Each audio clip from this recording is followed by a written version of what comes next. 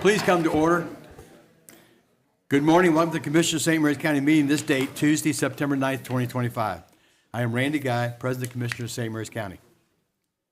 I'd like to introduce the other commissioners. Sitting to my right, representing the 1st Commissioner District, which includes Ridge, Piney Point, St. George Island, Mr. Eric Colvin. Good morning. Representing the 2nd Commissioner District, which includes Leonardtown, Hollywood, Mr. Mike Hewitt. Good morning. Representing the 3rd Commissioner District, which includes Charlotte Hall, 7th District, Golden Beach, and Mechanicsville, Mike Alderson Jr. Good morning. Representing the 4th Commissioner District, which includes Lexington Park, some of California, Great Mills, and some of Hollywood, Mr. Scott Ostro. Good morning. Seated next to Commissioner Ostro at the end of the dais is David Weisskopf, our County Administrator. Morning. On my immediate right is Julia Birch, our Recorder for today. Sitting at the table to my right is our Communications Director, Ms. Jenna Guzman. Good morning. Our video media production team is behind the glass. Please turn your cell phones off or on vibrate. When you come to the presenter's table, please approach by coming down the center aisle. And remember, this meeting is being televised, so you need to speak clearly and directly into the microphone for recording purposes. In other words, look good. You're on camera. Next, we have the invocation of pledge by Commissioner Colvin. Please stand. God Almighty, we come to you with thanks today. We thank you for our county. We thank you for our people. We thank you for this opportunity to serve. We thank you for the beautiful weather you've given us. And we ask that you watch over us and guide us in our meeting. In your name, amen. Please join me in the pledge. I pledge allegiance to the flag of the United States of America and to the republic for which it stands, one nation, under God, indivisible, with liberty and justice for all. Please seated. Thank you, Commissioner Colvin. Thank you.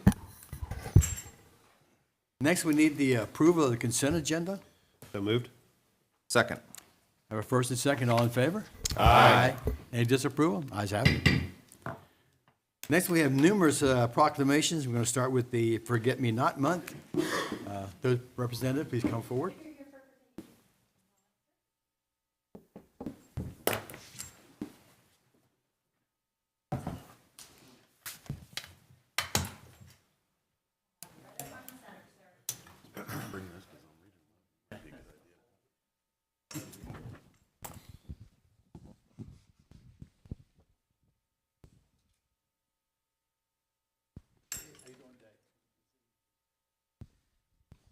All right. Thank you for being here with us. This is an important proclamation for Forget Me Not Month 2025. And it reads, whereas everyone in St. Mary's County has a continuing sense of gratitude to disabled veterans who have done so much to keep our way of life intact, and whereas the Disabled American Veterans Organization, also known as DAV, works for the welfare of our disabled veterans and their families by offering free assistance with filing claims for government benefits and with employment, hospitalization, transportation to medical facilities, and other issues. And whereas in 1926, the DAV adopted the Forget Me Not as its official flower, symbolizing the organization's commitment to uplifting veterans and ensuring they are never forgotten. And whereas the DAV's Forget Me Not campaign has been a staple of their fundraising efforts with volunteers distributing paper forget-me-nots in exchange for donations, and whereas Chapter 26 of the DAV has chosen to promote the annual Forget-Me-Not campaign in our community and has announced that all contributions will be utilized for disabled veterans in St. Mary's County, now, therefore, we, the Commissioners of St. Mary's County, do hereby proclaim September as Forget Me Not Month in St. Mary's County. We celebrate the Disabled American Veterans Organization and urge all citizens, interest groups, and organizations to support this worthy cause. Signed, all the Commissioners, this date, September 9th, 2025.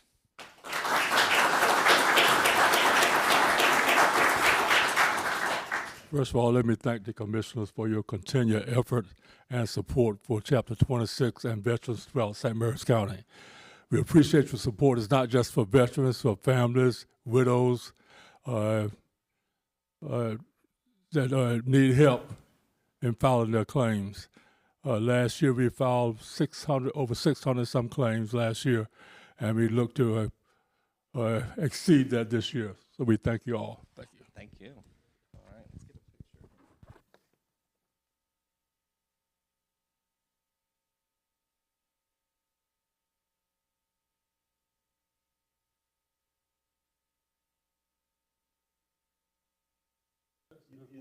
All right, let's get a picture.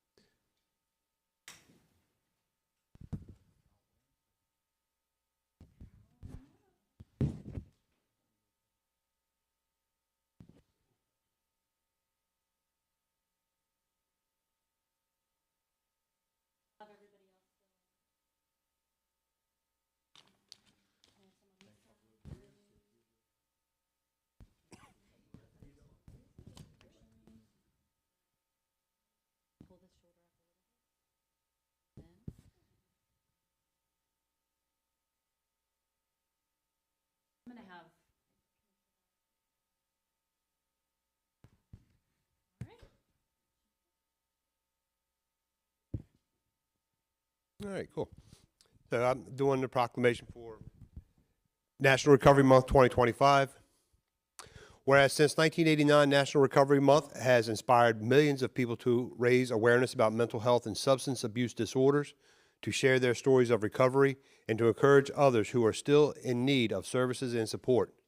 And whereas Recovery Month works to promote and support new evidence-based treatment and recovery practices, the emergence of a strong and proud recovery community, and the dedication of community service providers and members across the nation who make recovery possible. And whereas this observance celebrates the millions of Americans who are in recovery from mental health and substance use disorders, reminding us that treatment is effective and that people can and do recover. And whereas Recovery Month highlights the achievements of individuals who have reclaimed their lives in long-term recovery and honors the service providers who make recovery possible. Recovery Month promotes the message that recovery in all its forms is possible and encourages citizens to take action to help expand the availability of prevention, treatment, and recovery services for those in need. And whereas Recovery Month also promotes the treatment and recovery support providers of St. Mary's County, including the St. Mary's County Health Department, Pyramid Walden's Beacon of Hope Recovery Center, and The Cove, Project Chesapeake, Outlook Recovery, Maryland Coalition of Families, On Our Own of St. Mary's, and all our private providers. Now, therefore, we, the Commissioners of St. Mary's County, do hereby proclaim the month of September as Recovery Month and invite everyone in our community, along with our treatment and recovery support providers, to celebrate the strength and achievements of all those in recovery. Signed, this date, September 9, 2025, Commissioners of St. Mary's County.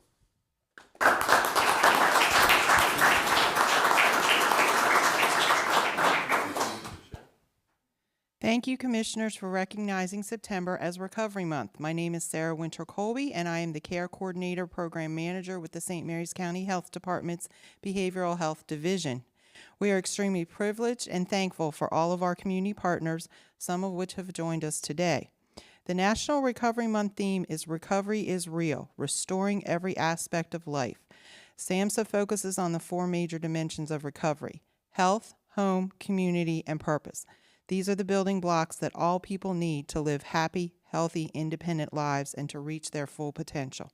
For those listening, we are hosting our 4th annual Walk for Recovery on Saturday, September 20th from 9 to 12 in Leonardtown Square.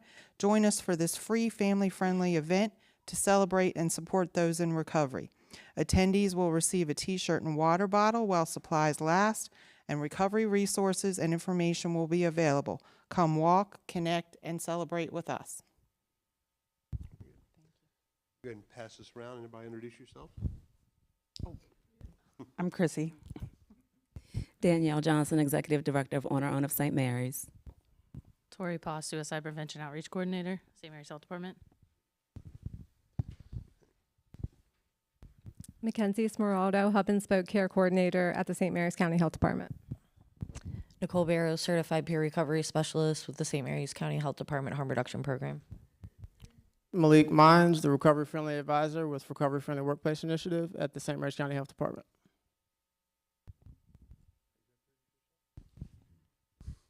Sarah Winter Colby, Program Manager for Care Coordination at the Health Department.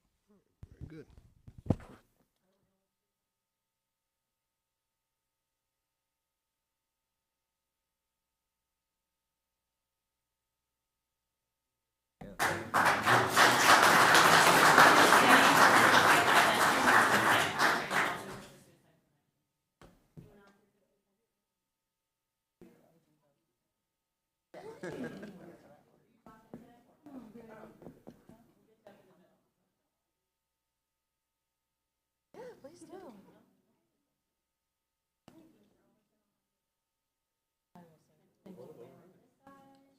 Talking to the microphone might help everybody. Might be helpful. That might be Just a little. Yeah, a little bit.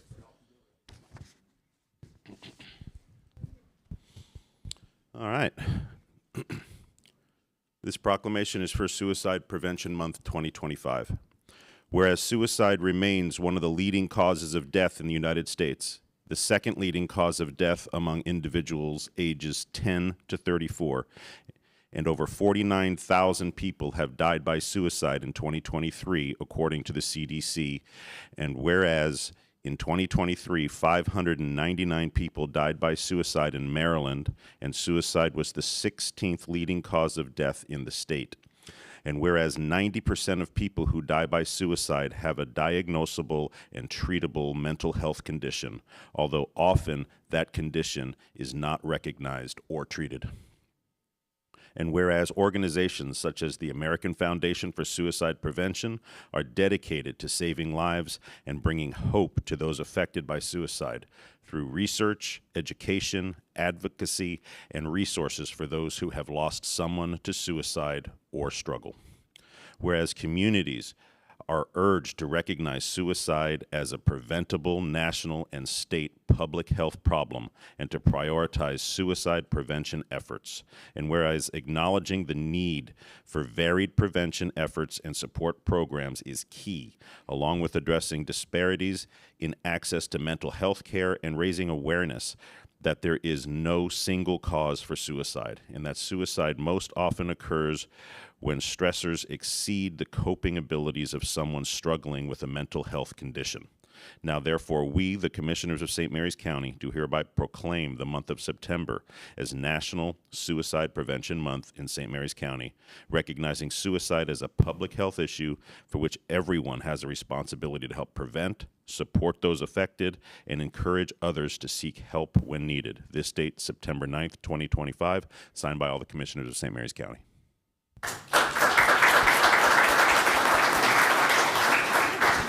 Hey, everybody. First and foremost, I want to thank the county commissioners for inviting us and to give this proclamation to us. I want to thank our partners for being here.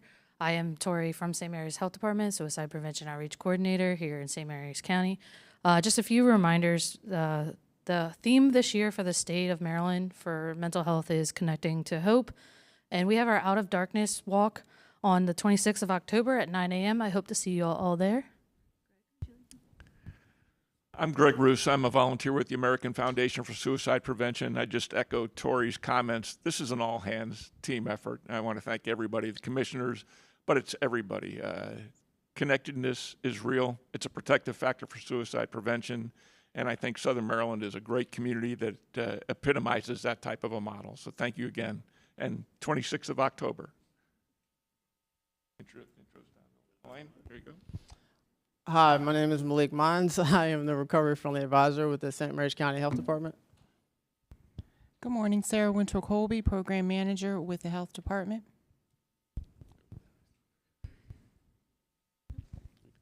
Mackenzie Smeraldo, Hub and Spoke Care Coordinator with the Health Department. Hi, I'm Chrissy Kendall. I'm a peer recovery specialist with the St. Mary's County Harm Reduction Program.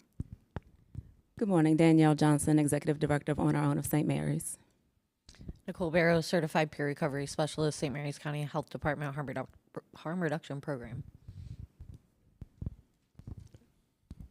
All right, let's take some pictures.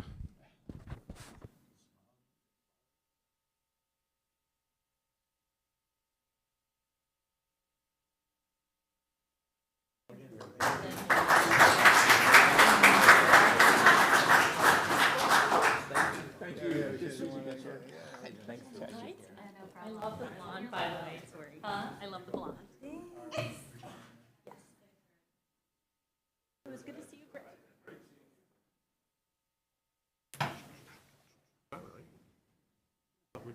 Oh, we still got one more. No. For Mr. Bowles. That's me.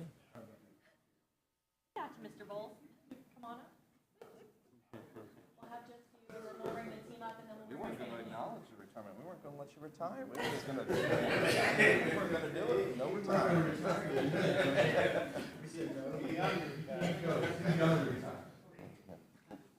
Right behind you. Here.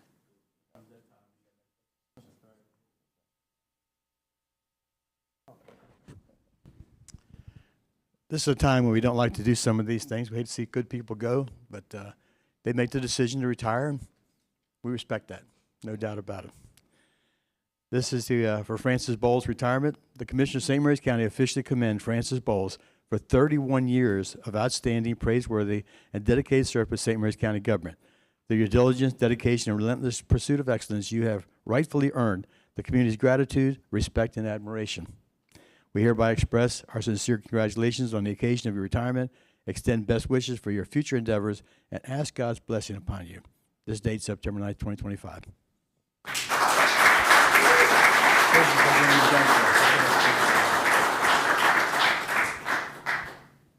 You want to say a few words first before? No, I'm good. You don't want to say anything? I don't say too much. 31 years. 32, yeah, 31, Y'all 32 need to say years, yeah. something.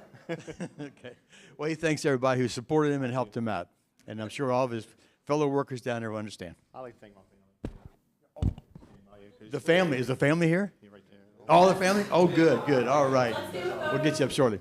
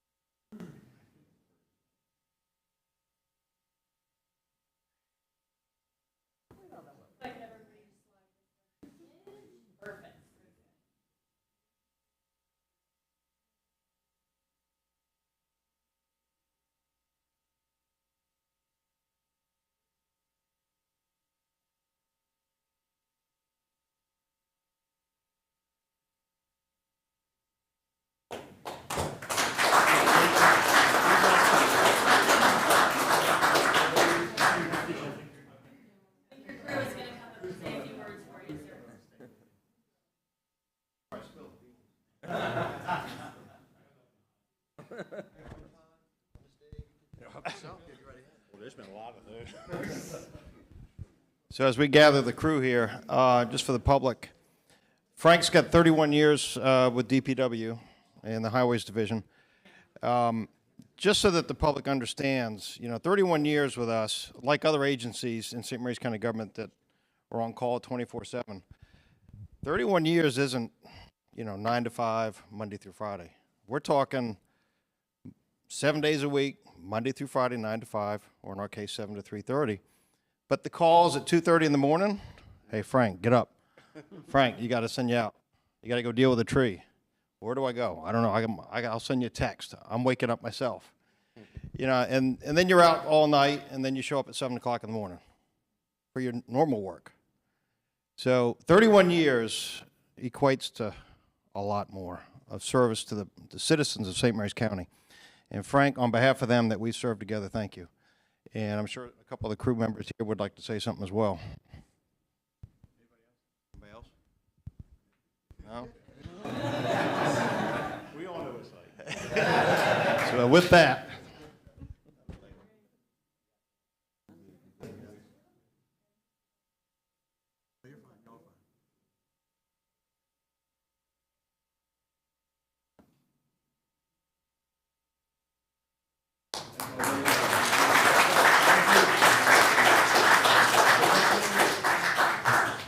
Y'all do the tree trimming? We're working on it. Someone trimmed the Ledford Drive, did a damn good job.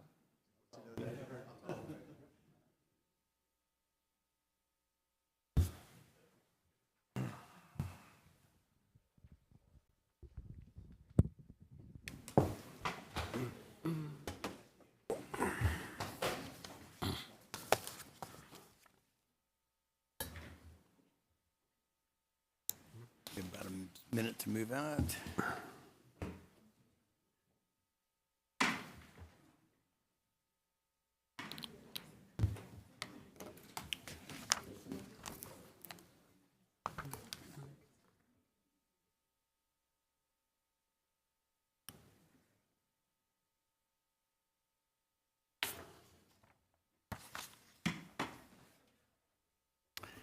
Okay, next on our agenda here, we have the Department of Land Use and Growth Management public hearing, text 25-0112, amendment to allow use type 28 in the RCA overlay.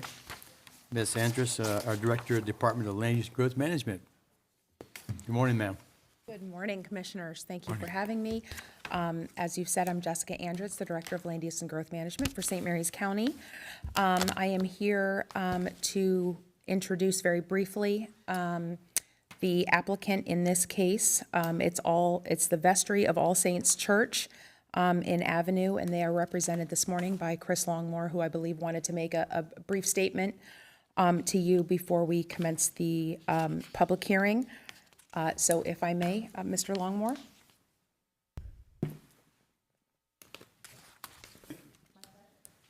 Morning, Mr. Longmore. Good morning, Commissioners. Nice to see you all today. I'm happy to be here on behalf of my applicant with All Saints with this text amendment request that we're asking that the county commissioners consider. We do appreciate very much working with the land use staff to work through this process and be here today.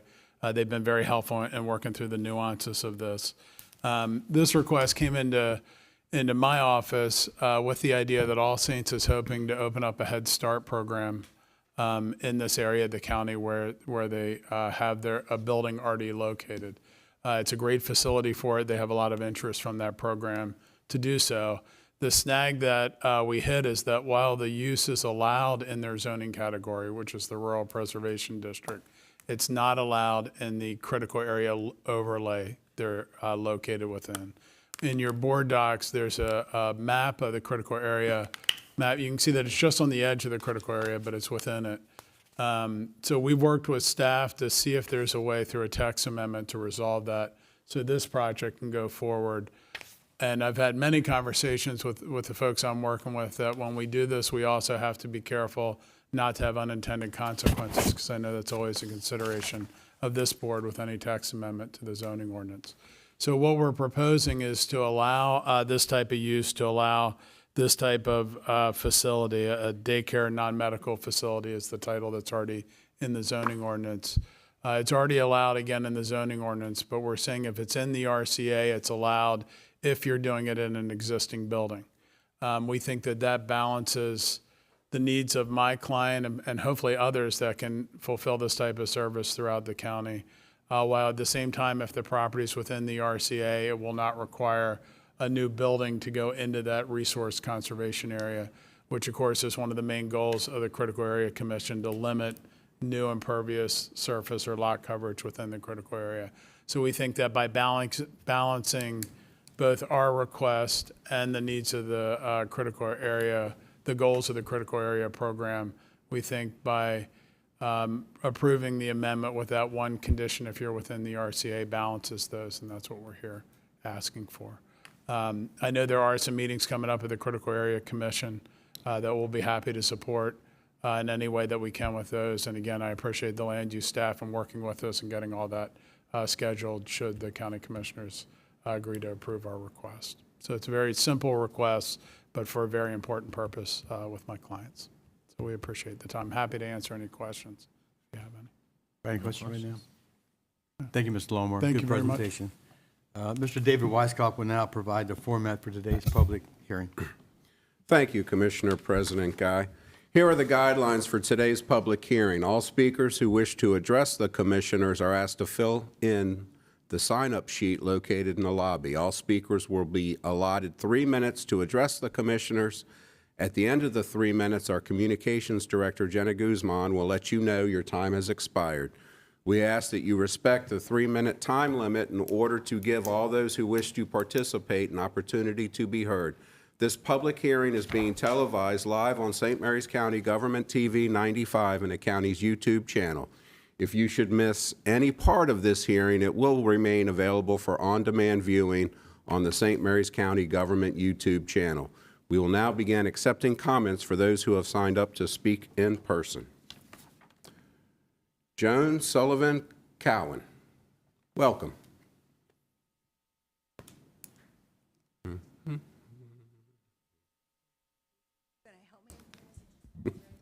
Super. Thank you very much, Mr. Weisskopf, and good morning, Commissioners. I felt somebody ought to stand up and say, vote for this. You know, A lot of churches sit empty Monday, Tuesday, Wednesday, Thursday, Friday. And here's a church who says, let's have our building be something to help the children in our neighborhood. And God bless them. It's the third church that I know of who's stood up and said, use our building to do something for the youth in our county. We have God's Church of Refuge in Lexington Park. For it's either 3 or 4 years, Troy and I couldn't remember. They've had a boys and girls club for at least 25 students after school, during school year, to have a program for them. And now we have the United Methodist Church, also in Lexington Park, working to get a program that Patrice Campbell does called Building Bridges. And she has right now 60-some kids and has the potential of 90. So we have at least 3 churches who are working to make sure their building help our youth. And so I ask you please to vote for this. Thank you very much. Thank you, John. Thank you. Next up, Mr. Troy Cowan. Welcome.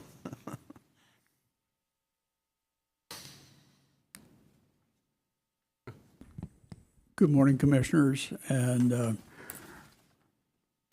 Troy Cowan, Lexington Park, still the old man from Lexington Park. I just want to further emphasize what Joan has just shared. It's all about the kids, and anytime a church congregation chooses to take into its ministry an organization that takes care of kids before school, after school, school holidays, it's to the county's benefit. And I would just like to encourage the county commissioners and all the county administration to do anything that you can to encourage this reapplication of facilities to help fulfill our child care needs. That's all I got. May I save the balance of my time for next time? Thank you, gentlemen. Thank you, Mr. Cowan. Thank you, sir. And that is all the people who have signed up to speak. Is there anyone in the audience who wishes to speak? Come forward, sir. Please give your name and address for the record. Good morning, Commissioners. Greg Seiler, 19165 Poplar Hill Lane, Valley Lee, Maryland. But in addition to living there, I get to serve as the priest in charge of All Saints Church. And I'm joined by members of the congregation and vestry of All Saints. And we're really grateful for your consideration of this amendment. Not only would it help All Saints better serve its community, we're specifically talking about the All Saints Parish Hall in Avenue, Maryland, which is about 2 miles from the church itself, built in 1915 as a big old dance hall for the 7th District. We won't be doing dances there, we hope, but we'll be helping impact the kids. Head Start is very much interested in this program, and we were working with them to find a location. So the All Saints Vestry, the All Saints Congregation, and our partners and friends in the 7th District are very enthusiastic about this, and we're very grateful for your support. Thank you. Thank you, sir. Good. Thank you, sir. Is there anyone else? Okay. Please note that the public comment period will remain open for 7 days until close of business on September 16th, 2025. Should the public wish to send an email to csmc@stmaryscountymd.gov or U.S. mail to P.O. Box 653, Leonardtown, Maryland 20650. Commissioner President Guy, that concludes the comment period of this public hearing. Thank you, Mr. Weiskopf. With no other business, we'll wait till the end of this public hearing time period and make our decision. Public hearing closed. Next, I think we have county administrator time. Before that, we have legislation. I'm sorry, legislation next. By Mr. John Sterling Hauser, Deputy County Attorney. I threatened John's favorite resignation time of and the year. border works and all sorts of drama if I didn't get billing above the county administrator this morning. Commissioners, as Commissioner Colvin just let in, this is that time of year where I get that extra pep in my step. Suddenly I start smiling. I'm happy. I'm generous. I'm warm-hearted because it's the beginning of the legislative session, which I love the job, but I truly love this part of it more than anything else. I think it's fair and obvious to see. And it's somewhat disappointing after that lead-in that I've only got a whopping total of 6 legislative proposals solicited from the whole breadth of county government, its various allied local governmental agencies, and members of the public this year. But that just means we've got twice, thrice, 4 times the amount of time we can spend on each one of these this morning if the commissioners so desire. As a brief introduction to the purpose of this meeting and a recap of where we've been so far, every year the commissioners solicit proposals for new legislative agenda items that we may consider asking the delegation to pursue in the coming legislative session. We put out a public advertisement to the community to that effect, which went out on or about July 29th of this year. The submissions portal closed on August 29th.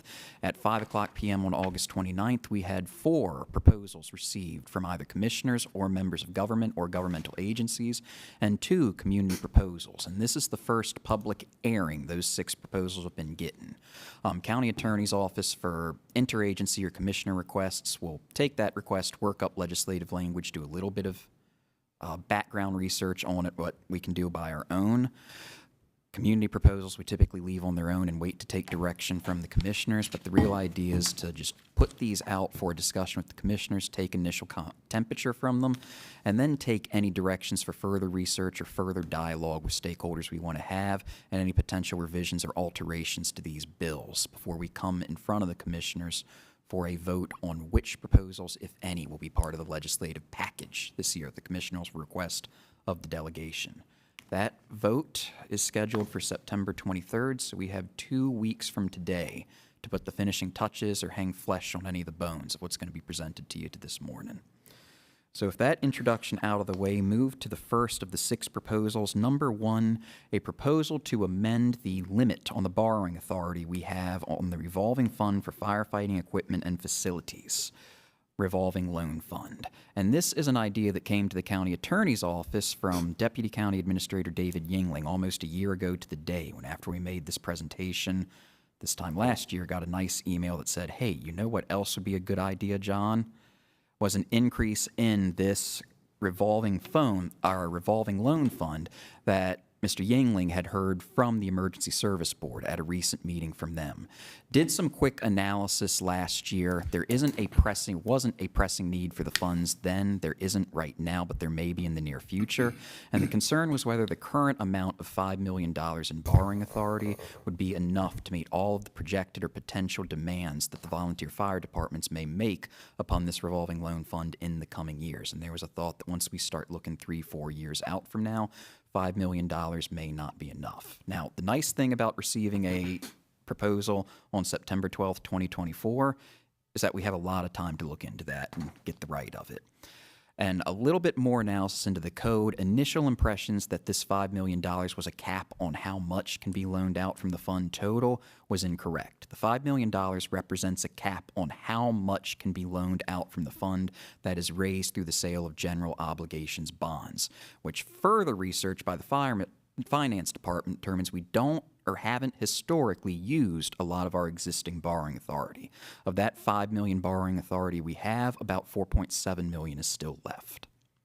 So the proposal has changed. How much, 4.7? 4.7 million approximately, and I don't have that down to the cent, and I'm sure Ms. Van Cleve is just fighting the urge to come running up here and just explaining all of that in much greater granular detail than I, but the executive summary is that we have quite a bit of that $5 million borrowing authority left. And again, there's no limit on what funds we could put into it that are raised from sources other than sales of general obligation bonds. If the commissioners have a pot of money, hold the bake sale, whatever the case is, put any amount from any other source into this fund you want. The limit is solely what you can put into it that's raised through bond sales. Well, and it doesn't really make sense to use bond funds for this because we are charging our volunteer fire departments a 0.5% interest, but we're paying back the bond funds 3-4% interest. So it's kind of not the right type of money to use for this program. And I think I can hear finance breathing a sigh of relief, because that's all I will say is that finance was very explicit that I was not to name them as the requester for this proposal whatsoever under no circumstances. I think the case that can be made for getting it is still having the borrowing authority does not mean using it. And if we ever necessarily using it, unless the commissioners would choose to do that bond sales. And if ever for some unforeseeable need or should arise in the future that the decision would be to raise it, or it makes sense at that time to do it by bonds rather than pull from any existing funds, you've got that authority. $5 million today is not what it was in 2006. The last time we touched this, the request, such as it is now, would be to just raise that $5 million to the equivalent in borrowing power today, which once you adjust for inflation, yields to a little bit more than $7 million, which we cut down to $7 million just for the sake of an even, clean number. I don't think the impression right now, or the recommendation for any quarter of staff, is that this is essential to get anything done. It might be worth taking that 2 weeks to confirm that with staff and maybe seek the input of the ESB as sort of the original proponents of this legislation, but that is the proposal as it stands right now. Any questions on the volunteer revolving fund or raising the borrowing? Yes, I have a few. So tell me, the county currently has a policy where they loan the money at 0.5%, like Commissioner Colvin just stated. And obviously, it doesn't make sense if we're going to do general obligation bonds, which will have a higher percentage rate, that arbitrage between what we borrow and what we collect would not be fair to the citizens. So if we were to go in this direction, I would assume that we tie whatever general obligation bond funding that we do for this be tied to whatever the rate is for that obligation bond. The 0.5 would not apply. Secondly, the revolving loan fund that we currently use to fund the 0.5% to whether it be fire departments, rescue squads, whatever we do, where's that money originate from? That I do not know on the specifics of where we've pulled from in the past, and that might be something we come back to you in 2 weeks with more information about if we have it, or if we have it handy now. And everybody who can't see, I'm looking at Ms. Van Cleve, and she's raising her eyebrows at me, and she's making her way to the dais.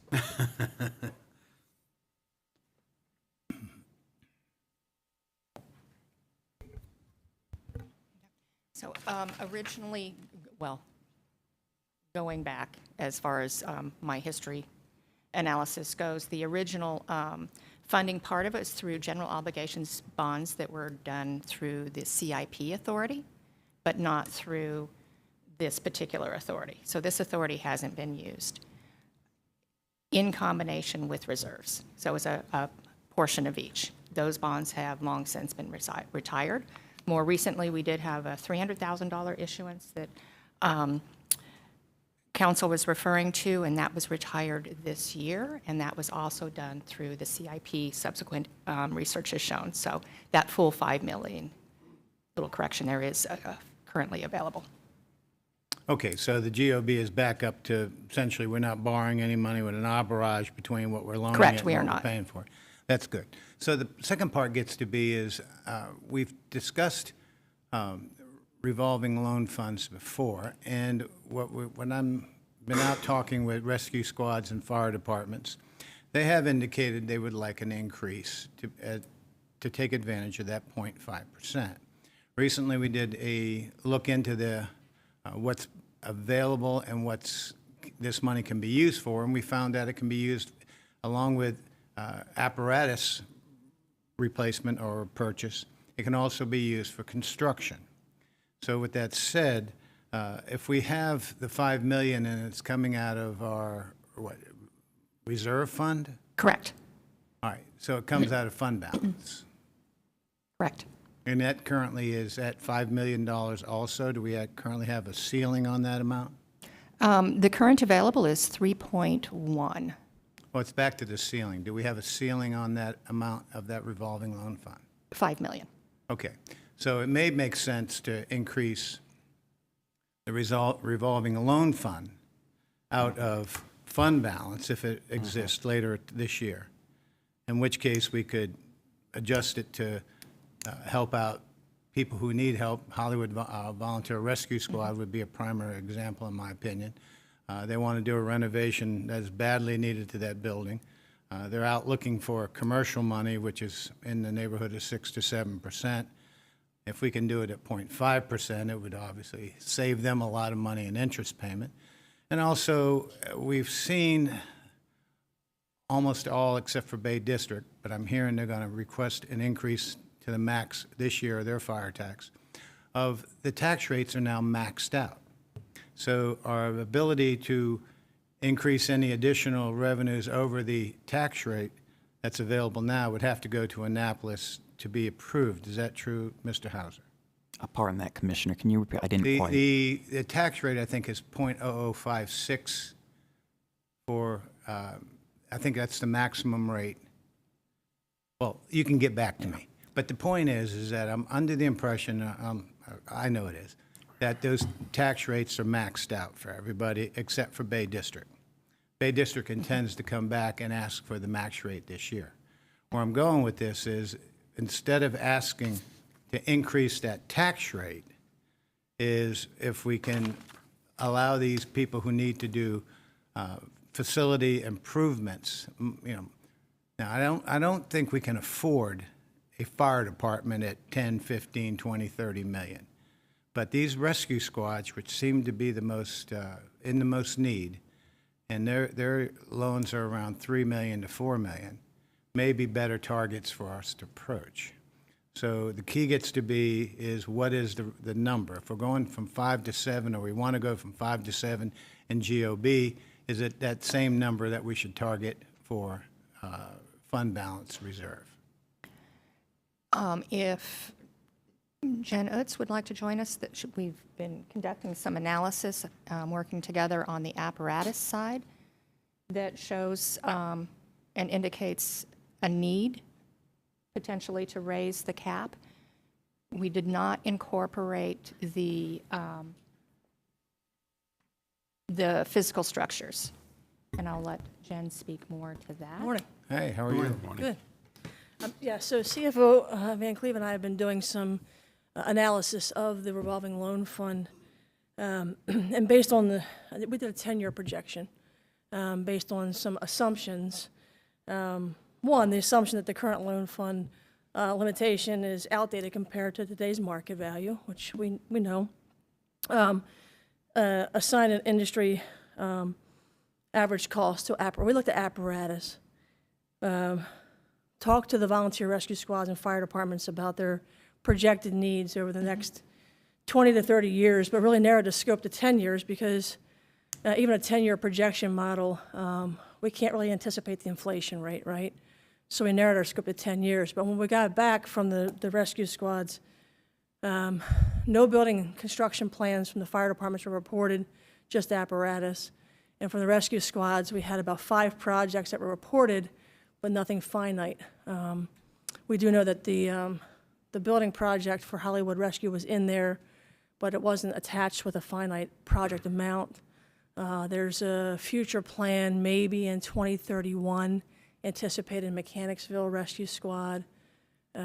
One squad has a project for $500,000 for a HVAC renovation or a replacement in their squad.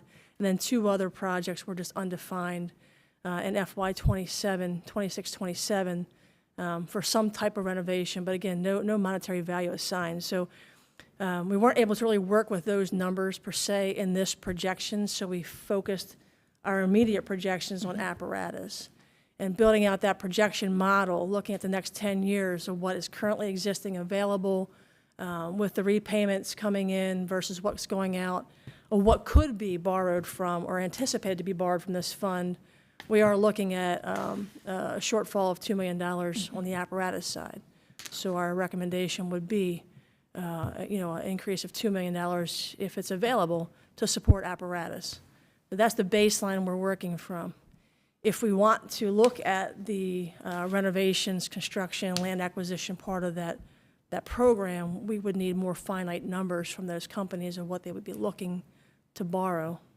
Well, Hollywood Rescue Squad, I've had a meeting with them, and Wayne Davis, who is the potential bidder or person to do the work there, and they had a number of $3.5 million. Now, they reached out to me because they were working with Shore United Bank, and as we know, banks have rules and underwriters, and it was getting complicated. So I got involved with them, and the point is that if we were to loan them the money from the county, it would be almost over 6% differential, arbitrage differential, between borrowing it commercially and using the county money. So if we were to go to 7 million, i.e. the 2 that you're talking about additional for apparatus, and potentially 3 for Hollywood, then that would be around another 10 million or 5 million more, essentially. So I guess I use that number, Commissioners, is because if we want to help these rescue squads, which seem to be the ones in the most stress given the amount of career people they're hiring versus the number of volunteers still, and God bless the volunteers in the career, that we can help them by doing this loan at 0.5% for them and keep them out of the commercial market rate. Now, we had Commissioner Ostro and I were at the installation of officers for the Lexington Park Volunteer Rescue Squad, and I sat next to the outgoing president.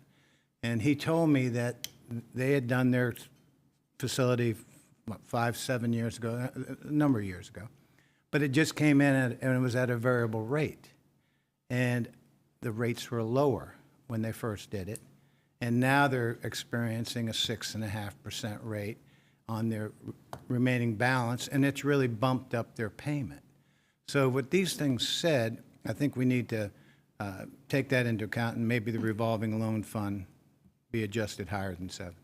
If I may layer in some additional information, the $2 million was based on the current loan parameters, which is a limit of $1 million, in addition to the 5% rate, and a 90% allowable loan-to-value issuance. If you look at changing those values to be able to accommodate facilities, then we would need to consider whether that change is only for facilities or both facilities and apparatus. Because if we change those criteria for the apparatus, it quickly escalates to that shortfall going from, let's see, we ran a quick number yesterday, correct me if I'm wrong, we went from 2 to 4 if we just moved it up to a Okay, we 1.5 have million time balance. to talk about Right. this, and But we're there's- getting off subject from this legislation, but I think this is something we need to keep in the forefront as we go forth with our budgeting next year. I think the point being, that we have built a tool for projections that we can use. But there's 2 components. One is the fund itself, and 2 is the policy applied to the fund that Vanetta's bringing up, which is the current limitations on what they can borrow at any given time. And Now, is so- that $1 million limit, I'm sorry to interrupt, is that $1 million limitation policy? That's not. It is. That's It's I in mean, the policy. It's in the policy. Yeah, I mean, if someone got in a particularly tight situation and needed the money, it's not like we could say, you only got $1 million and you can't move forward. Is that true? You could revise that, and I'll double, and I think one of the things we'll do on this one is get some of this and confirm what is set by policy right now and what we have the ability under existing authority to change. good. But interest rates, and I'm looking at I brought up the code just to make sure that right now are determinable by the commissioners as they will under current law, as are the amounts of the bonds issues and the dates, if any, of dates of maturity on when any loans issued by the fund would come. So it looks like we have the current authority to be kind of as broad as we want with this for what's been discussed so far. Confirm that and bring that information back on the 23rd. All right, thank you. So I want to thank Ms. Van Cleef for a couple weeks ago, someone from one of the departments approached me with concerns. They had heard that there was no money available in this loan program, that they weren't able to borrow anymore, and that's not the case. So there is $3 million that's not being used right now. In the Currently program. available. There are Yes. requests in the future Right. years, but yes. But we haven't cut off any departments. Correct. Right. So, sounds good. Thank you, Mr. Hauser. All right. Thank you. Thank you, Commissioners. Moving on to the second proposal, which comes from Commissioner for District 2, Commissioner Mike Hewitt. A proposal to create within Section 113, the public local laws applicable to the Metropolitan Commission, an exemption from capital contribution charges for what I've taken to calling public use or public purpose improvements. And the idea is this, that the capital contribution charge is a charge that Metcom charges at the time a new project or new development is ready to hook up. And I'll also note that Executive Director of the Metropolitan Commission, George Erickson is present as well, who's a technical expert far beyond I am on these matters, and who I've talked to initially about this proposal after we gave him a copy of it to him last Friday, and we've had some productive discussions already so far, but I think has some ideas on ways this could potentially be refined. But the kernel of the proposal is that currently new developments, even when pursued by county government or public agencies, are charged this capital contribution charge for any EDU allocations they may need to hook up to public water and sewer. Those EDUs typically cost a little over $20,000 when you add up the water and sewer charges for them. And that can be a significant cost to public projects that in other counties, because St. Mary's County, not entirely anomalous, but fairly anomalous, where our public water and sewer is handled through a quasi-governmental independent institution like the Metropolitan Commission instead of done in-house, that public uses carry those costs and become payable out. And I can see arguments for, arguments against why that might be good or poor policy, but the idea is that to put us on the same footing as other counties with respect to their public utilities, that we shouldn't be paying these capital costs. Fashioned language that would create a mandatory exemption that the Metropolitan Commission would have to give for projects that are new development projects that are either being pursued by a public or a political subdivision of the state of Maryland or an instrumentality of the state of Maryland. So think either a state agency directly under the executive branch of state government or one of its political subdivisions, a county or a municipality. And we only have one municipality, and Section 113 does not apply to Leonardtown, so that's a bit of a red herring in this case, but for consistency's sake, put the language in there. That would be bucket A of who would be entitled to this exemption. The second would be instrumentalities of the political subdivision, so that would be anything created, in our case, by St. Mary's County, a department, an independent agency, just to eliminate any potential confusion there. And then the third would be public projects or uses that are being placed on county-owned land that serve and further a public purpose. And the idea there was to mimic an exemption that I'm familiar with through zoning law, that the idea is that the county, no government, is subject to local zoning ordinances or local zoning controls unless it explicitly chooses to be so and place itself under that. It ties back to ancient concepts of sovereign immunity, but it's about 50, 60 years of jurisprudence that I'm familiar with that I think we have a good handle on as a county on our administrative side of when that exemption would and would not apply, and that would be the third kind of bucket of exemptions this would apply to. Did some rough numbers by pulling reports from Central Square and land use of how many potential projects this might fall under. It's not a huge project, and there are some limitations with the data set and our ability to easily call numbers, but projects in the last 5 years that the Commissioners of St. Mary's County or one of our departments have been applicants on, my understanding is it's about $290,000 over that time that we've paid in capital contribution fees. Not a huge number in the grand scheme of things, but on individual projects, it can add up. And again, that's only where the applicant was noted as Commissioners of St. Mary's County, Departments of Rec and Park, et cetera. It wouldn't include any projects by the Board of Education, for example. It wouldn't include other outside agencies.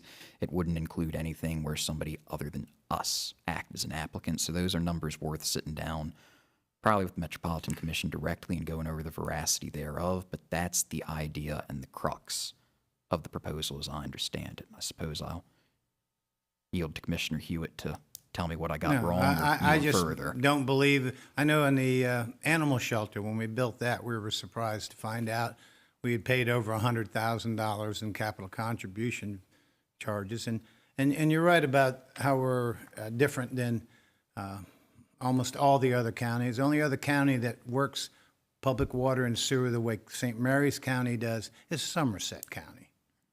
County of 22,000 people on the Eastern Shore. They've got less than 1/10 of the infrastructure we have. But the key gets to be is if we do anything new going forward from today, this is forward thinking, not anybody who had to pay that fee has already paid it. But the point is it doesn't make sense that if we're going to do some kind of a sheriff substation or any kind of projects out there, that we have to pay this because this is taxpayer money. So I just think we should look, because we already have some people who are exempt. It's like parks, firehouse. Who's exempt now? It's and part of it is owing to we'll make the joke later on that Section 113 we can always count on is one of the sections of our local law that is always updated every legislative session, and we'll get to Metcom's proffered changes or proposed changes this year. It's confusing and it's not always clear because there's a section of exemptions that applies, and you're correct, public parks, volunteer fire departments in part. It's not always clear whether the exemption is to sewer and water charges, full year and reduced, or if it's to this capital contribution charge itself, which was a fairly late relative to the overall age of Section 113 addition. The capital contribution charge, I put it in here, I think comes in about 2006, 2007, has its own section of the code. And I'm not 100% clear on exactly what is exempt from the capital contribution charge, if anything at all. And I'm trying to remember some things I've seen over Well, the I years guess that my suggest they're point not a would straight be one-to-one. is if there's already exemptions happening now, that public buildings, county buildings, sheriff department, board of education, these types of buildings or these type of projects would be added to the exemption list.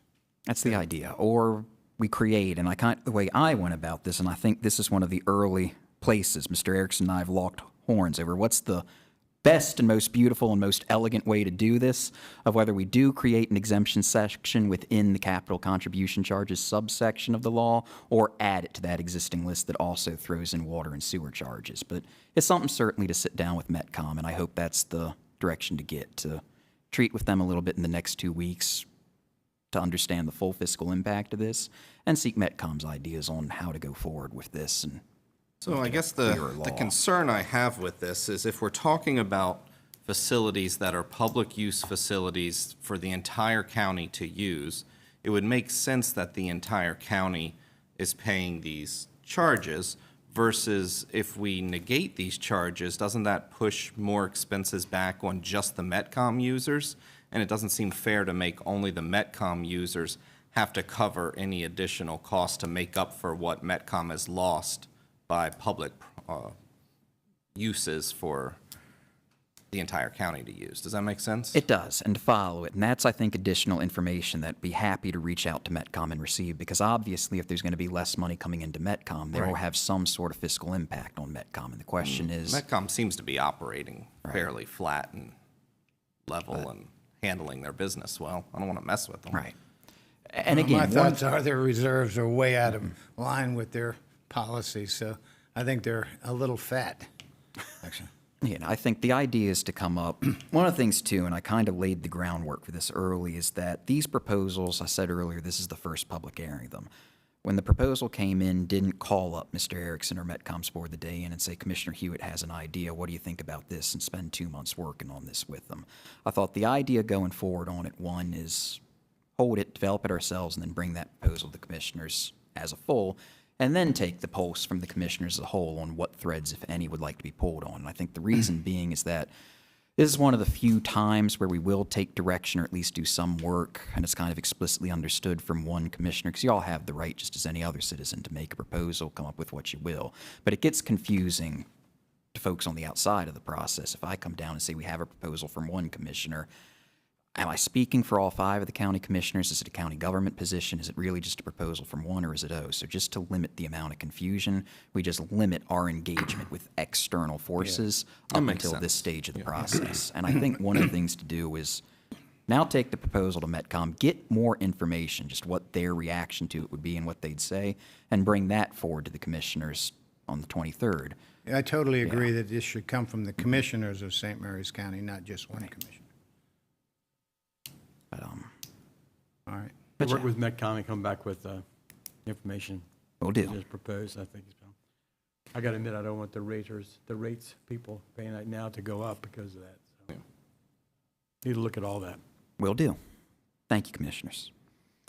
Then moving on to the third proposal. This is a resubmission from last year from Commissioner District 4, Scott Ostro. And last year we had the proposal to add St. Mary's County to the list of 5 existing counties where solicitation of donations on a public roadway median is prohibited.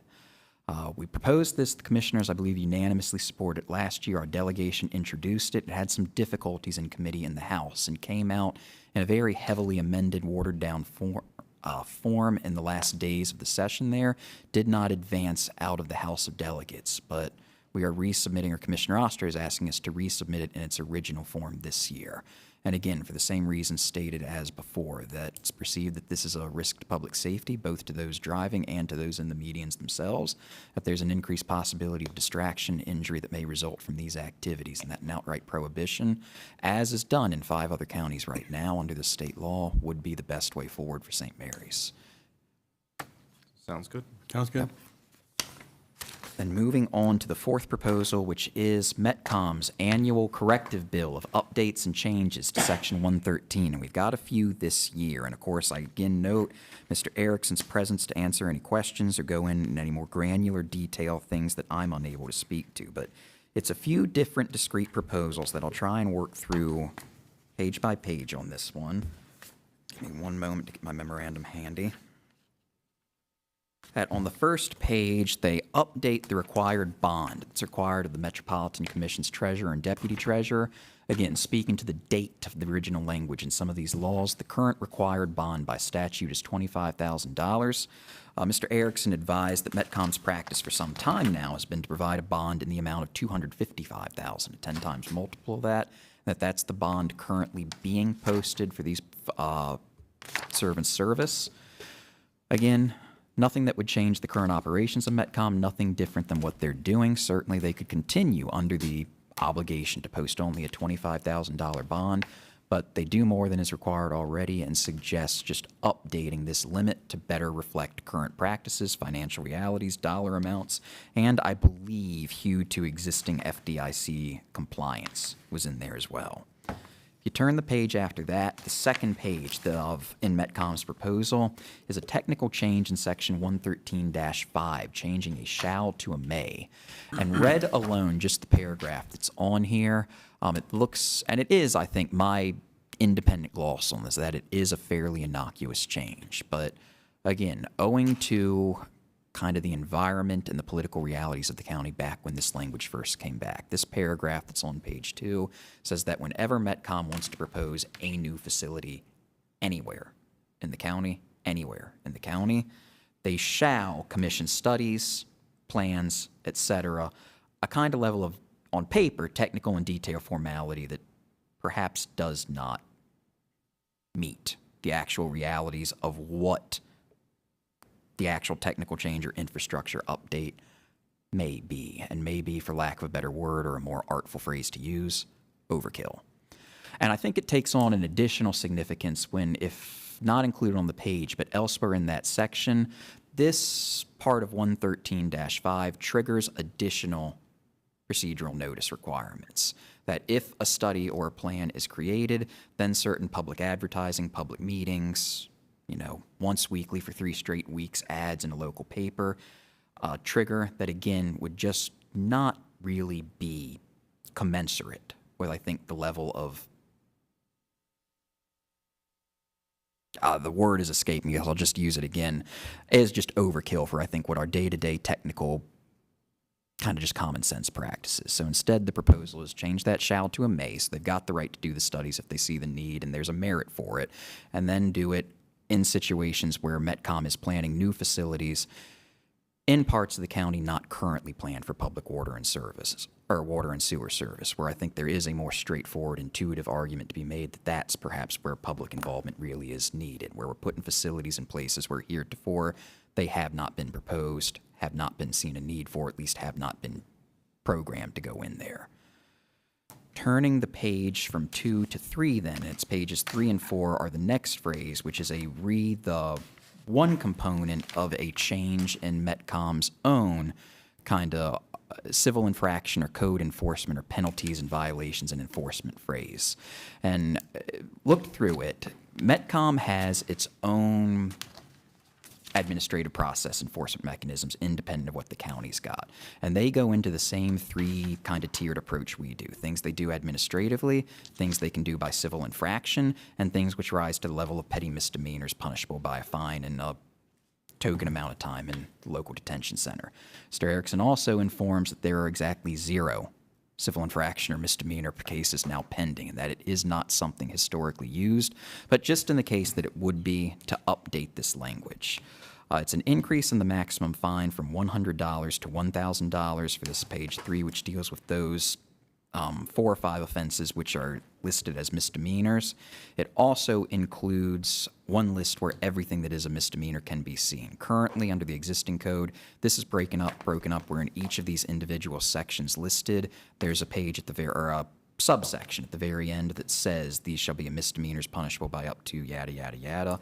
This just takes that language and also restates them in one place so somebody can see very clearly and all at once what are the misdemeanor offenses. Turning the page again to the second part of the change in the civil infractions, this one would deal with civil infractions, and Metcom would again do an increase in total fines from current amounts up to a maximum of $1,000. But for these civil infractions, also create kind of a tiered schedule of fines for escalating offenses. So a first-time offense, basically everything that's not a misdemeanor would start off as a $250 citation. Then for secondary offenses, rise $250, and the escalation provisions would keep growing from there, and also include a phrase that acts of a continuing nature, so violations of, say, an unpermitted hookup that, September 9th, you have an unpermitted hookup into the public water and sewer, and then you don't take care of that on September 10th, 11th, 12th, 13th, however long it would go. Each day would be a continuing violation subject to an additional $250. And then lastly, a technical change to the list of 113-21, all the enforcement mechanisms that Metcom has at its disposal, all the tools in the tool bucket they have for administrative or enforcement cases, changing at the end of that long list the or to an and, just to better make the point that that list is intended to be cumulative and that Metcom and any one enforcement action, as I understand, they want it to make it clear that they are not limited to just one of those forms of relief, but can choose from a combination of all of them as may fit the situation. And those are, as I understand it, Metcom's proffered changes. And I'm going to turn around just to get a nod from Mr. Erickson to, okay. He's not rushing up here to correct anything I said. He even smiled at me, so. I'm assuming this is something that passed their board before it came in. Yes, and I believe they transmitted, and we have included as here, the administrative memo from their board saying that. Yes, I see. Yeah. And the other thing Their was, board is approved that, it. when's our next joint meeting with them? That I do not know. Well, maybe we can find out. Yep. We'll come back on the And, 23rd with that. Okay. All right. We'll look into that. We can certainly find that out within This is fine. sooner than 2 weeks. That does it for agency, commissioner, and other governmental agency requests. The 2 remaining come from community organizations. And these, keeping with prior years, I have done very little with to prep. We kind of take the community initiatives in whatever form they come in and then put them kind of unvarnished in front of the commissioners to go from there. The very first one comes from the St. Mary's County Farm Bureau, represented today by their immediate past president, Mr. Jamie Raley, who's seated a little bit behind me.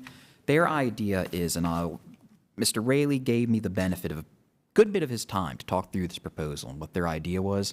And I think the way to summarize it is that we probably are familiar with last year's the Renewable Energy Siting Certainty Act, changes the state of Maryland made to solar farms and where they can be located and how local permitting relates to them.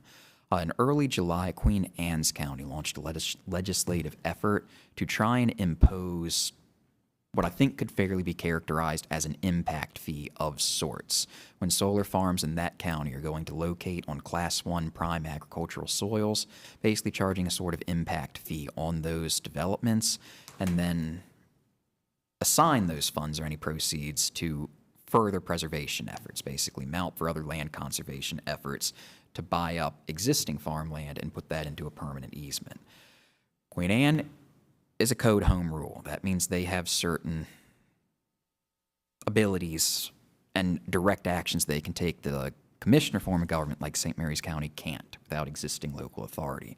And I think one of the underlying assumptions to approach this with that, may or may not be true as it would pan out, but I think have to read the tea leaves and see what it is. It's likely that any direct proposal to create new existing authority to impose costs, taxes, fees, anything like that on solar, just the political climate in Annapolis being what it is and the fairly strong signals that a majority in General Assembly has sent that they want to protect and shepherd these uses, I think we can treat with skepticism that it would go far even if we asked for it.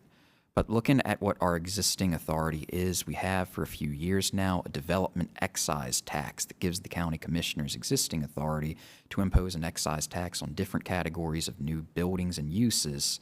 And it may be worth looking at of whether solar can fit into that, because that I think is where the Farm Bureau wants to go with this, to see if we have the existing authorization to amend the excise tax so far to try and create our own version of this impact fee on solar uses, and then segregate those funds for future agricultural preservation or land preservation efforts, or whether we would need to ask for that existing authority in a new legislative item if we conclude we don't have the authority right now.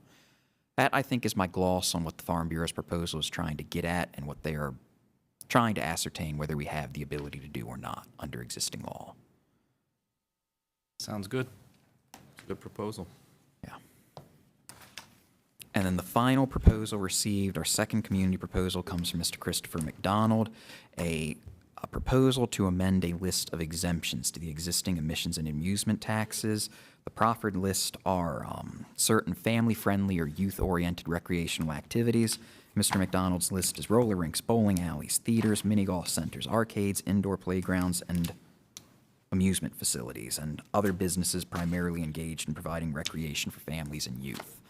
The admissions and amusement tax isn't one of those existing statutes that is easily explained. It's got a little bit of age on it, as many do. It's collected by the Comptroller's Office. Enforcement works through the Comptroller's Office. The proceeds are remitted to St. Mary's County. There is some precedent for doing an exemption like this in other laws, and I think there would be a question. We could go, as the language suggests, with a permissible exemption where the commissioners may create the exemption if they so decide, and slot that in as kind of a local-only section of 4-104 of the tax general article, or create a mandatory exemption, which is where there's more precedent for in 4-103. And you have some counties doing something similar to like this already. Harford County has a list of about 4 or 5 just categories that are exempt from the local admissions and amusement tax. Nothing as sweeping or as broad as this. There is, I believe, already a statewide exemption for bowling alleys for whatever reason, but nothing else on this list. If there's interest, we can do up the language to come up with both of those and could try to reach out to the Comptroller's Office to get any sort of fiscal impact on this. One of our difficulties with assessing what this would do to county revenues, we don't collect the tax, so we don't know each vendor that's paying. We don't know what each vendor is paying. We just, I believe, get the amount back as one lump sum. Comptroller's probably has that information on request, but that would take me reaching out to them and hopefully being able to get that back within 2 weeks to give the commissioners an idea of just how much asking for a local exemption like this would cost. Otherwise, a fairly straightforward proposal that I think is quick and easy to understand. The numbers I asked for from upstairs here, FY25 we received 130,000, and FY24 113,000. And that's the total admissions and amusement tax?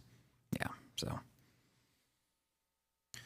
And this is proposed as a St. Mary's County only bill, not a statewide? So it's proposed as Mr. McDonald doesn't specify that. I think we have always, practice in the 4 years I've been doing this, only asked for local bills, not statewide ones. I also think that asking for a purely local bill greatly enhances chances of passage and acceptance up in the General Assembly. There are less stakeholders, less eyes on it. To the extent local courtesy exists anymore, if St. Mary's County wants to do it and is willing to pay the cost, let St. Mary's County do what they want. Hopefully is what we'd go in there looking if we took this in as a local bill. Might be kind of a small point, but in here, broadened to allow exemptions for roller rinks, bowling alleys, theaters.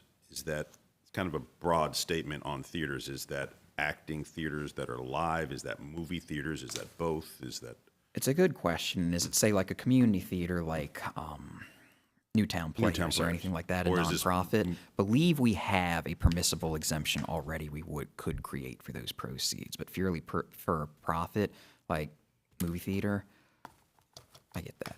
Yeah, and that's a question worth, again, we can reach out to Mr. McDonald, say if he'd like to share the questions, if he'd like to refine it or provide any supplementary thing.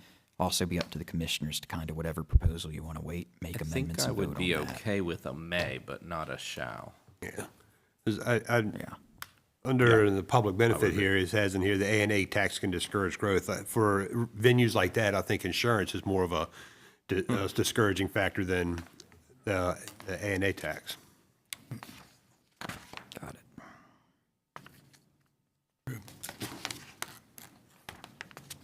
All right.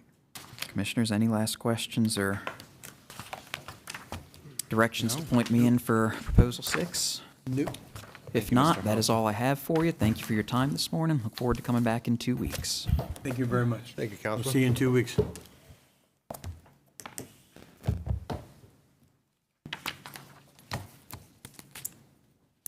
Now we go to county admin.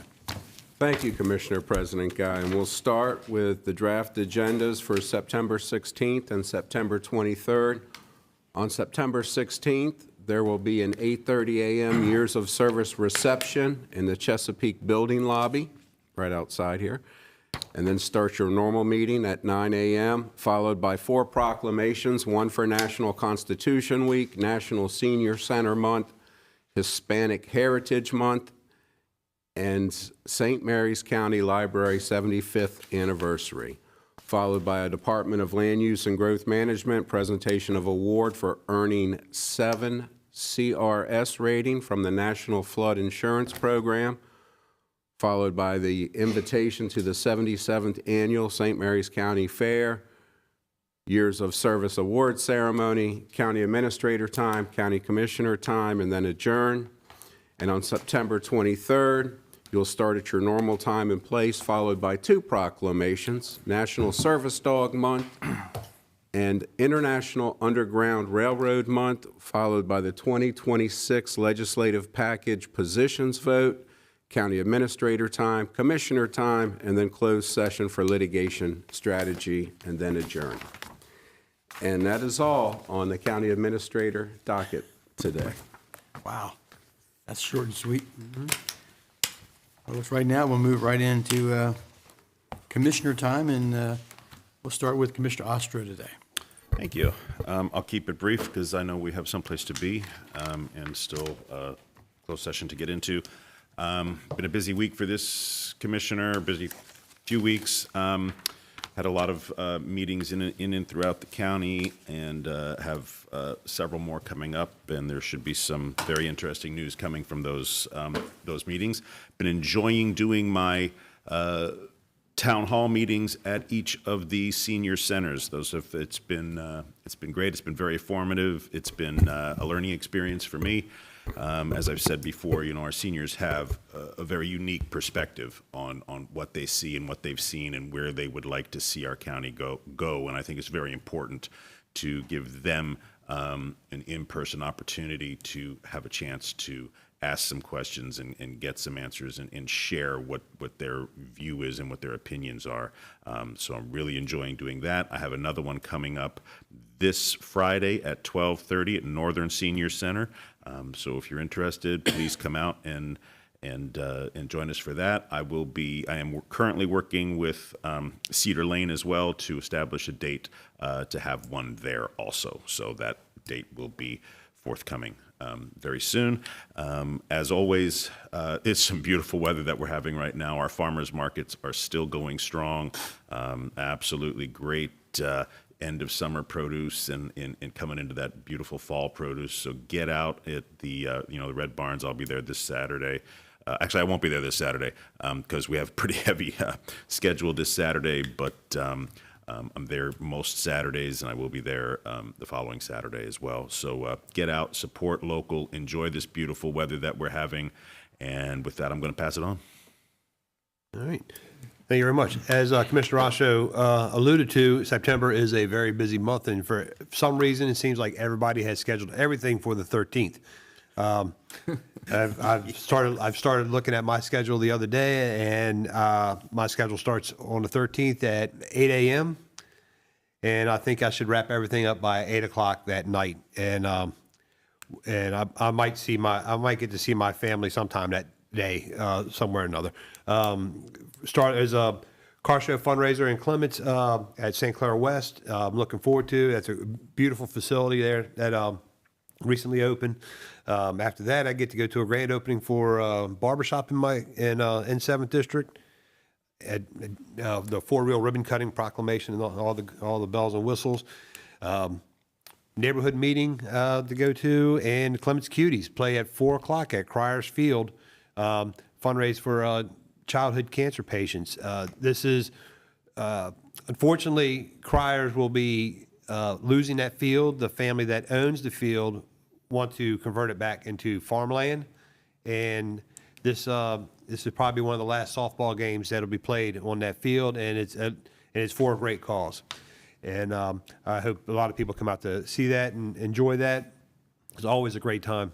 So today we started off with the legislative proposals for next session, and the reason we start so early is because we have the raw language here. All this, we have to refine it here. We have to vote on what goes with our delegation. Then we have our meeting with the delegation. Then it gets turned into DLS, and that can be a daunting task. I think last year there were over 2,500 bills introduced, Counselor. Over 2,500 bills, and DLS has to look over every one of them, put the proper language in there, put the whereases and heretofores and therefores and all that stuff in there, because they want to make it so the average person has to break out a the Webster's unabridged dictionary to figure out what they're trying to say. But it is very important. And love hearing from the constituents saying, "Hey, let's try to do this for the county." And but like I said, it's got to go in early so it can get into the process, because after a certain date, and it's an arbitrary date, it's almost impossible to make any kind of changes on it because it is so overloaded up there in Annapolis. Back to September being busy, a couple of weeks, got the fair coming up, looking forward to that. It's always a good time at the fair, and just realize how many people actually come to the fair. And I walk around and I know nobody, and it's crazy. Had our quick public hearing this morning about the Head Start and Avenue, and I'm strong supporter of this. I mean, they have the building there, everything's there, and you're putting something that is desperately needed in an area that is that has the need for it, and you have an organization that is willing to open up their building and support something like this. And it's in our best interest as commissioners of this county to help private enterprises like this to succeed, to help us out where it needs to be helped, especially when it comes to early childhood education. And I think that's all I have, since we have a busy schedule today. Very good. I will also be brief this morning. I want to echo what Commissioner Alderson was talking about. This Saturday, this car show that's happening at St. Clair West, definitely go check it out if you get a chance. Beautiful venue, but it all goes to help and support the Helpful Hooves Equine Therapy. They're a great group that does some really great work. So it'll be a beautiful Saturday and beautiful time, so go check that out this morning. And then this afternoon, we will be at the State of the County address hosted by the Chamber of Commerce. This is something they do every year, and it's always a great event. So thank you to the Chamber of Commerce for putting this on, giving us a chance to speak to people and allowing people, their members, to ask questions to us. It's always a good time. Looking forward to it. Thank you. Commissioner Hewitt. Thank you, Commissioner President Guy. Well, it's that time of year when the Ridge Carnival, quote unquote, is now the Ridge Social. And for years, I was talking to somebody down there, having lived in this county over 60 years. There was a time in St. Mary's County when Mechanicsville Fire Department started the carnival season, went through every fire department in the county, and ended up with Ridge being the last one. And Lord knows how things have changed. Now Hollywood, excuse me, is the only carnival that has the rides. Thank God we have the fair with the rides and things for kids to do. But what was fun this week at the Ridge Social was seeing all the kids on the bouncy rides and people just coming out and, again, being social with each other. What I really enjoy about these types of gatherings is there's people you've known, I'll say most of my life. When my family moved here in 1963, we lived in St. Indigo's. And we still have people down there I went to St. Michael's Elementary with that I still see. But please, go to these socials, help them raise the money that they need. I have to say, I did invest $21 in trying to pick a birthday date of the month or month of birthday, that I finally got 2 stuffed animals for my twin granddaughters. Probably could have bought them for cheaper, but hey, that's not the that is not the thought. The key is to help these fire departments and volunteer rescue squads. Labor Day, I hope your Labor Day was a good one. Like we've talked about, the weather has been unseasonably cooler. Usually into August, we can really get hot, and we have had maybe 1 or 2. But this weather has just been unbelievable. It's been excellent. Hopefully, it doesn't turn into rain coming into the fair season. That's always something that seems to happen, but hopefully your Labor Day was a good one. Now, this weekend, I mentioned a Hollywood Volunteer Fire Department, and I have here that on Friday, Saturday, from 6 to 9 p.m., and on Sunday from 5 to 8, they will be having their Kiddie Carnival. It's hosted by the Hollywood Volunteer Fire Department. It's rides, games, food, prizes, and it's targeted towards the small children, towards not so much the teenagers, but it again is another community-related event to bring community together. And please, if you have time, show up and promote or help out with the Kiddie Carnival idea of giving our kids something to do. State of the County luncheon at 11:30 today at Bay District. Tune in if you can. Thank you very much.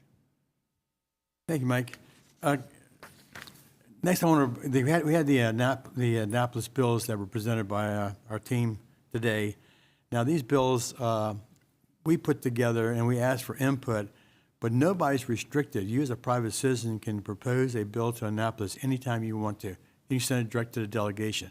You don't have to come through us at all. So I don't think it's limited to just coming through us. We're glad to help you put it together and work with you on it, but believe me, you as a citizen have all the right to provide to our delegation, the 3 delegates and our senator, your own bill. So don't think of it, the only way to do it is through us. Also, I want to state the state of the county today. I want to thank our staff for the great program they put together, and I understand we got some really good film to see this afternoon, or actually around noontime today, and I appreciate that. It'll be very, very well seen.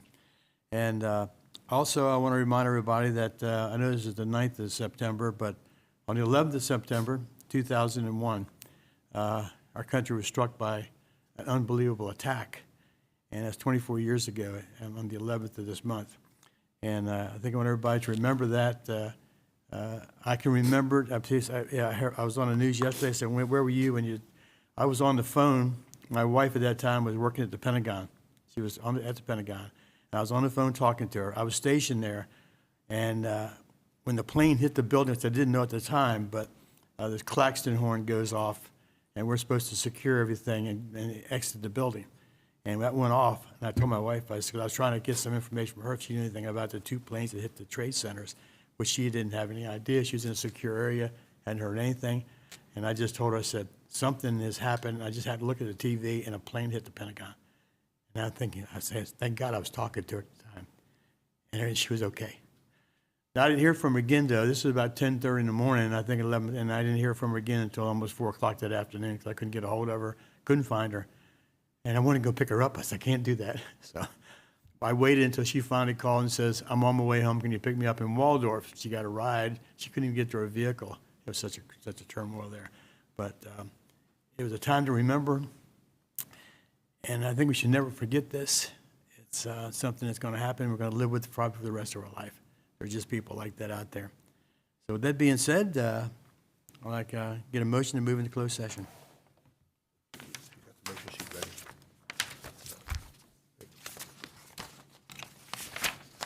You waiting on me? Whoever's looking it up. I'm trying to find it. Hey, I moved into closed session to discuss personnel litigation strategy. Second. I have first, second, all in favor? Aye. Meeting adjourned.